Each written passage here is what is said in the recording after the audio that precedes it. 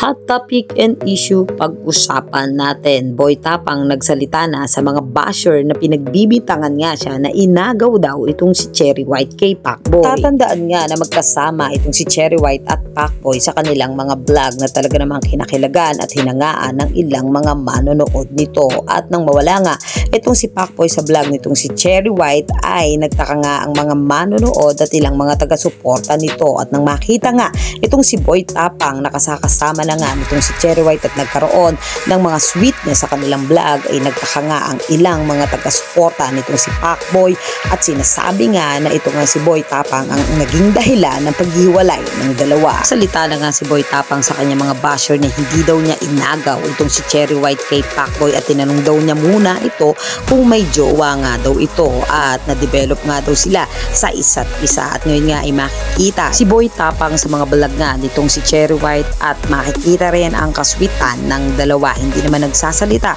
itong si Pacboy at Cherry White sa naging issue nilang dalawa, habang ito naman si Pacboy ay nagbalik na nga sa Team Bugok na talaga naman sinusuportahan ng mga followers nitong si Pacboy. Yan ang mga hot topic and issue dito lamang sa Tambalang JK.